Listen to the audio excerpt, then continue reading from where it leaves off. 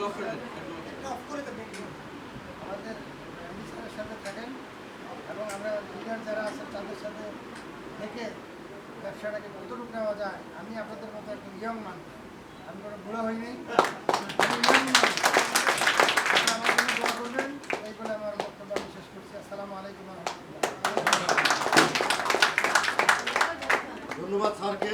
খুব অল্প সময়ের ভিতরে অনেক গুরুত্বপূর্ণ কিছু কথা সে বলে ফেলছে।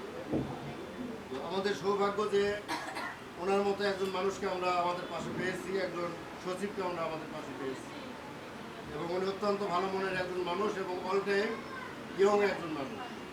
আমি অফিসে ঢুকলে আমার সাথে হাত মিলাই বলে অফিস আমার থেকে ঘুরে হয়ে গেছে। এখন এখানে বসেও আমাদের বললো যে হাতটা দেন, হাত দিলাম তো বললো যে অফিস আমার থেকে ঘুরে হয়ে গেছে। আচ্ছা, যাই হোক, স্যারকে ধন্যবাদ।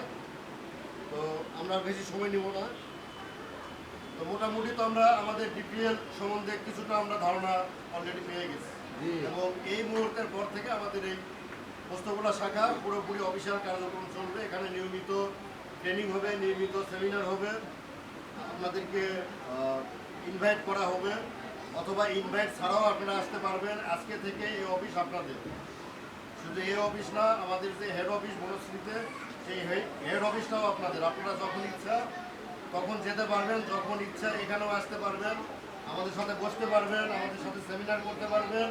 যদি আপনাদের, বিশেষ করে যারা পুরাতন, যারা অলরেডি কাজ করে আমাদের সাথে, তাদের যদি কোনো গেস্ট থাকে, সেই গেস্টকে এখানে নিয়ে আসতে পারবেন। আপ্যায়নের চিন্তা আপনাদের করতে হবে না, আপ্যায়নের চিন্তা আমাদের। আপনাদের একটা গেস্ট যেন অসম্মান হয়ে না যায়, সেই চিন্তা পুরোটাই আমাদের, এই অফিস হোক অথবা আমাদের হেড অফিস হোক।